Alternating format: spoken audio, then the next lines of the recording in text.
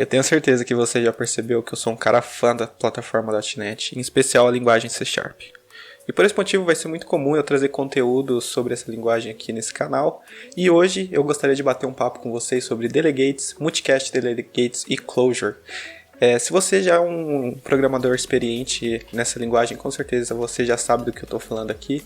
Porém, é sempre importante a gente saber que a gente pode aprender cada vez mais. E saiba que nesse vídeo eu vou te dar bastante dicas sobre como utilizar delegates. Por que você não deve utilizar delegates, por exemplo, para tarefas assíncronas. E o que são closures, né, dentro de delegates. Então fica aí que esse vídeo está recheado de dicas. E com certeza você vai sair daqui muito experiente no assunto.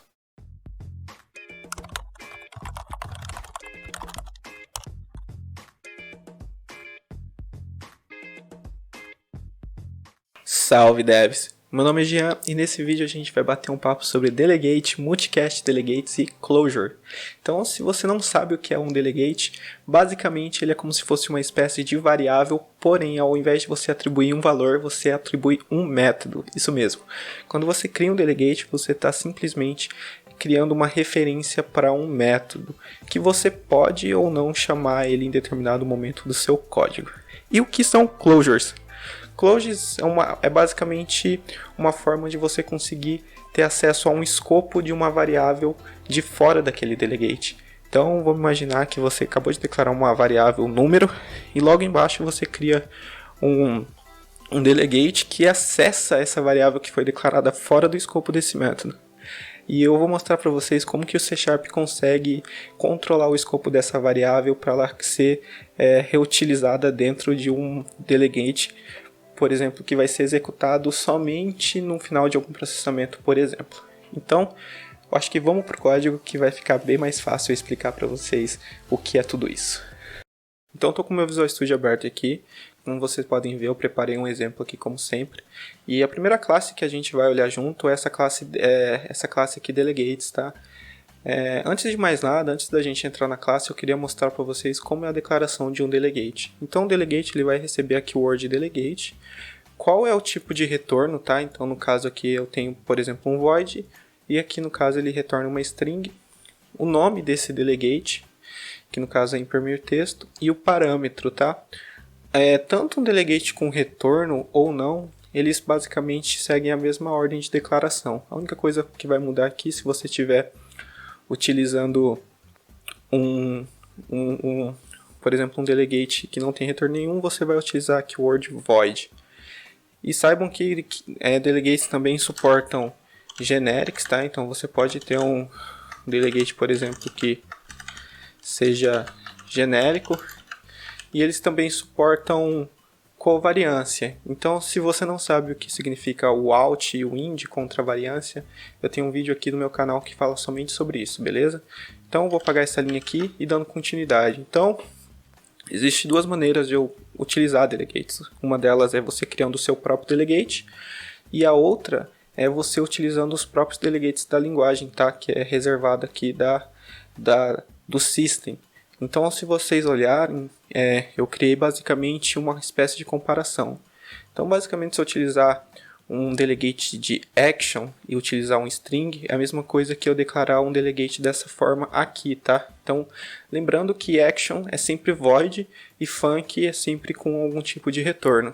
E ambos têm compatibilidade para 16 parâmetros de entrada. Então, eu posso utilizar, por exemplo, aqui 16 parâmetros de entrada. Então aquele, no caso, ele tem 3 parâmetros de string e um de inteiro.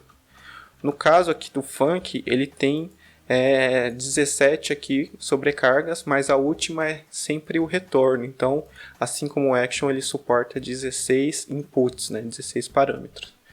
É muito difícil você conseguir criar um método com 16 parâmetros. Se você estiver fazendo isso, provavelmente seja melhor você encapsular isso dentro de uma estrutura, dentro de alguma DTO, para ficar mais fácil a manipulação desse método, beleza? Porque às vezes é muito comum as pessoas terem métodos com muitos parâmetros e acabar passando o parâmetro errado. Então é muito melhor você ter uma estrutura que dê nome melhor a esse tipo de entrada dentro do seu método. Então, basicamente, existem essas duas formas. Uma é criando seus próprios delegates e a outra é você utilizando os próprios delegates da linguagem. E como eu disse, delegates são ponteiros para métodos, né? Então aqui eu criei novamente duas comparações, uma utilizando esse delegate que eu acabei de declarar aqui em cima e outra utilizando o action, ambos apontando para um método que se chama console_writeLine. E isso aqui é bem legal, porque vocês conseguem ver que além do delegate ele se atribuir para um método, eu consigo nomear métodos de uma maneira diferente. Então, o console_writeLine, todo mundo sabe, por exemplo, que é uma maneira de escrever num console. Mas às vezes, imprimir texto, ou por exemplo, imprimir texto na tela, se eu nomeasse esse delegate, ficaria muito mais fácil na leitura de um código, por exemplo, do que um console_writeLine. Então eu consigo criar métodos que tenham um nome melhor. E isso é mais legal ainda quando eu começo a criar delegates que fazem algum tipo de manipulação, que é no caso aqui embaixo. Então, transformar texto, a única diferença dele para imprimir texto é que ele retorna um texto. Então, se ele vai transformar alguma coisa, ele tem que entrar alguma coisa e sair algo. Então, como o delegate aqui fala, né, que ele entra uma string e sai uma string. E aqui eu fiz a comparação dos dois delegates, um utilizando o customizado que eu mesmo criei e o outro utilizando da própria linguagem. Então aqui eu tenho basicamente um inverter, né? Então é isso que ele está fazendo, ele pega o texto e inverte. E aqui também eu tenho outros dois delegates que, como eu disse, delegates suportam generics, então vai entrar uma pessoa e sair uma string. No caso aqui eu tenho um delegate que chama mostrar nome e idade. Então aqui que eu falei, imagina que se você tivesse só criando, passando essa expressão lambda para o método direto, você ia ter que ler, né, para conseguir entender que ele está mostrando o nome e a idade. Utilizando a declaração de delegate, você consegue dar um nome a esse método aqui, né? Então no debug fica muito mais fácil porque eu sei que ele está criando um método que chama mostrar nome e idade. E aqui no caso só mostrar nome. E agora, como que, por exemplo, eu consigo utilizar um delegate num cenário do mundo real, por exemplo, para conseguir deixar o meu código mais inteligente, né? Um código mais extensível, que logo vai de encontro ao Open Close Principle do Solid, né? Então é sempre interessante a gente pensar, quando a gente constrói alguma classe, que essa classe ela pode sofrer futuras modificações. E quando isso acontece, a gente tem que estar preparado para conseguir dar uma manutenção rápida, né? Conseguir adicionar novas funcionalidades sem necessariamente mudar aquela classe. Então aquela classe tem que estar preparada para possíveis extensões. Então é um caso aqui da pessoa. Eu vou abrir essa classe pessoa. É uma classe simples, tá? Com 2 parâmetros. Só que aqui embaixo vocês vão ver que eu tenho o nome, o toString, né? Que no caso quando eu criei só tinha nome e idade.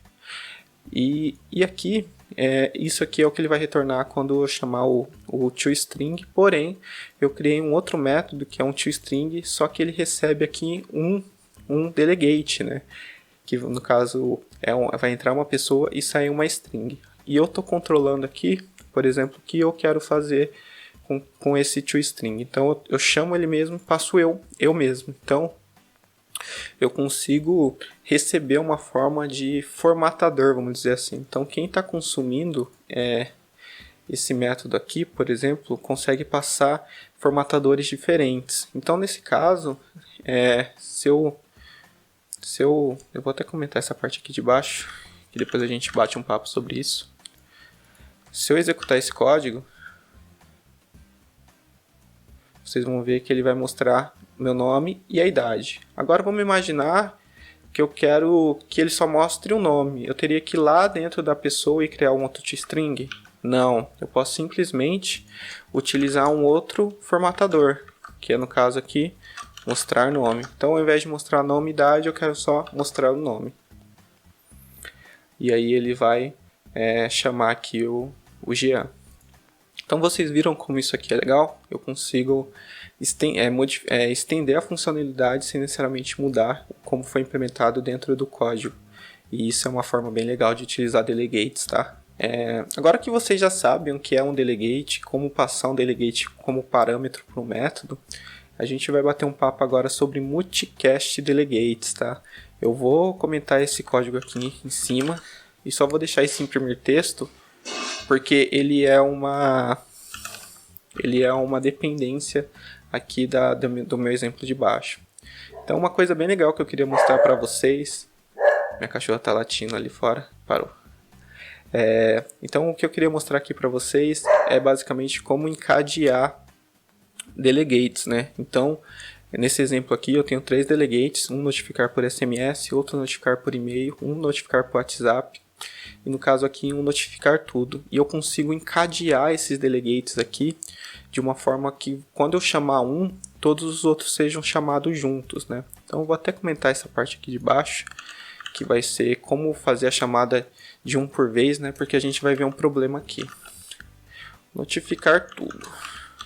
Hello Multicast Delegates. Beleza? E o que vai acontecer aqui? Vocês perceberam que o notificar por e-mail, ele dá um throw de exception, né? Então se eu chamar todos esses métodos aqui, você vai ver que o primeiro foi chamado, então perfeito, por SMS, porém o segundo não foi chamado e consequentemente o terceiro aqui não foi chamado. E isso é uma coisa muito ruim, né? Vamos imaginar que mesmo que o segundo falhou, eu quero que o terceiro venha alguma coisa. Então existe uma forma aqui, agora eu vou comentar, tirar essa parte aqui, que é você chamar um por vez, tá? Então essa aqui que é a parte importante. Então eu tenho o notificar tudo, que é o meu delegate responsável por encadear as 3 chamadas. E todo delegate tem esse método aqui, que é getInvocationList, tá? E esse getInvocationList aqui, ele recebe ele vai ter os 3 métodos aqui que ele está associados. E então no caso aqui eu estou pegando essa lista e estou inteirando eles e atribuindo um delegate, tá? Eu poderia utilizar um arrow function aqui sem problema nenhum, tá? Por exemplo, esse handler aqui é cada delegate que eu vou receber na minha cadeia. Porém, como eu disse, você pode utilizar declaração de delegates para conseguir atribuir um nome melhor. Então aqui no caso eu chamei de safeCallDelegate, tá? safeCallDelegate, que recebe um delegate e eu estou invocando esse delegate aqui de um modo safe, né? Então tem um try-catch aqui, então ele vai chamar o delegate e vai printar um erro aqui, caso algum falhe. Então se eu chamar agora dessa maneira, vocês vão ver que o primeiro chamou, o segundo deu erro, porém o terceiro aqui foi invocado com sucesso. E o mesmo seria para um delegate com retorno, né? Só que aqui no caso ele retornaria um valor que você poderia ficar guardando. Beleza?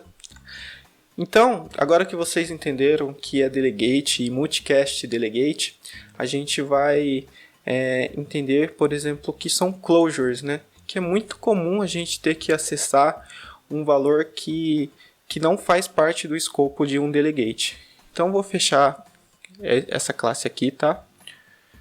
Vou fechar a pessoa aqui também. Vou descomentar o closure e vou comentar aqui o delegate. Então vou abrir essa classe aqui e vocês vão entender o que eu estou querendo dizer. Então vamos imaginar aqui que eu tenho uma classe run, tá? Que eu tenho um número declarado fora. Eu tenho um método action que vai ficar fazendo o while aqui no meu número 100 vezes, né, incrementando esse número. E depois eu vou chamar esse método, né, vou invocar esse método. Então aqui é só a declaração dele no caso, vou chamar e vou mandar printar. Se eu rodar esse método aqui, vocês vão ver que ele vai inteirar o número 100, tá? E como vocês podem ver, esse número foi declarado fora do meu contexto aqui do incrementar. E como que o C# consegue fazer esse tipo de controle, né? Porque esse método está aqui, mas eu poderia passar ele para um outro método que estaria em um outro escopo, e mesmo assim o C# ia conseguir gerenciar esse escopo aqui do número. E isso é bem legal, porque eu vou mostrar aqui a implementação para vocês de como isso aqui acontece aqui numa versão mais antiga do C#, tá? Que aí vai ficar mais claro ainda como isso aqui é feito. Então eu estou com o meu ELSpy aqui, e como vocês podem ver, eu estou aqui na versão C# 1. O que ele faz? Ele cria uma classe, ó, display class 0, adiciona um field chamado número, tá? Deixa eu botar aqui pro program. aqui, ó, run. E aí ele vai instanciar o incrementar passando essa classe e o método run, tá? E aí ele vai invocar o incrementar aqui e vai printar o objeto que está dentro da classe display 0 e o número. E isso aqui que é o interessante. Então se eu abrir basicamente essa classe, deixa eu abrir essa classe aqui, ó. O que essa classe ela tem? Eu vou copiar essa classe aqui. Vou vir aqui no meu código, no nível de classe aqui eu vou colar, tá? Vou tirar algumas coisas daqui. Vou chamar ela de incrementar. Vai ter o número, vou chamar esse cara aqui de incrementar run. Beleza? Vou formatar aqui, vou tirar o modificador de acesso, por isso que está dando erro. Então, o que vocês conseguem ver aqui? Que basicamente o C# ele transforma tudo isso aqui em uma classe. Então é o mesmo que eu fazer isso aqui, ó. var incrementar é igual a new incrementar. Aí eu vou colocar o incrementar aqui, ponto número é igual a 0. Beleza? E depois eu vou chamar o incrementar ponto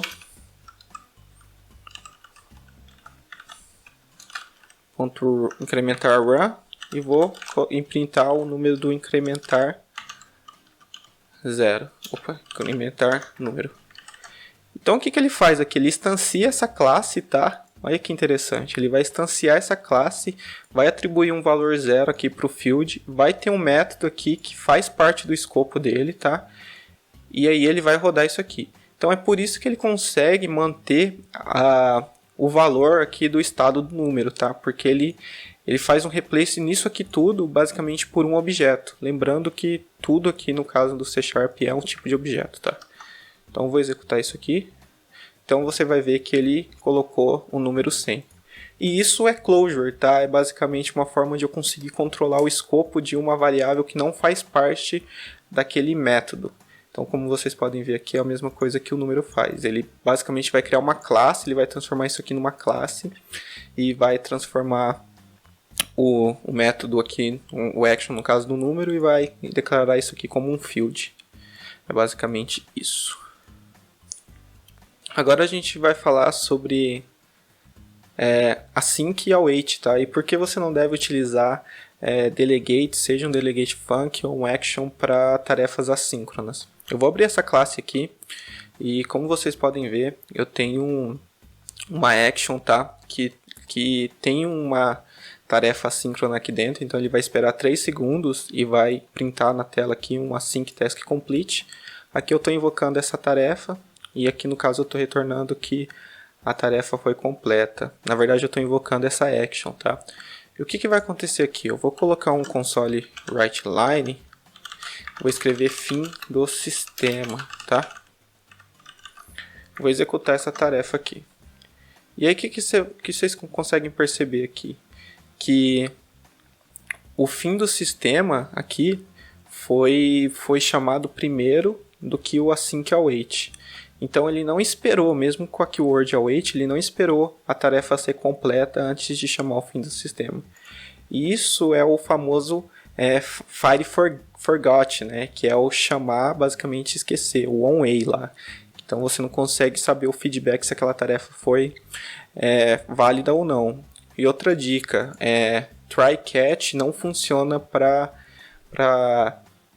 dentro de actions, tá? Então da mesma forma, se você estiver usando async e utilizando async tarefas assíncronas dentro de delegate, o try catch também não funciona porque você não consegue esperar essa tarefa para conseguir, por exemplo, fazer um tratamento de um erro ou não. Então, como que eu resolvo esse problema aqui, tá? Basicamente, você pode resolver esse problema simplesmente tirando isso aqui fora da action, tá? Utilizando a keyword async juntamente com a task, tá? E no caso aqui, eu não preciso de nada disso. Então, se eu executar esse código agora, o que vai acontecer?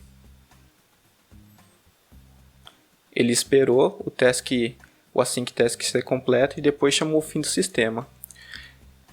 Então, por que eu falei para vocês que vocês não conseguem tratar, por exemplo, o Fire Forget, né? Que simplesmente pelo fato de se eu mudar isso aqui para um void agora, eu não preciso mudar nada no código, né? No caso aqui ele não é mais uma task, mas se eu chamar agora esse método aqui, olha o que vai acontecer.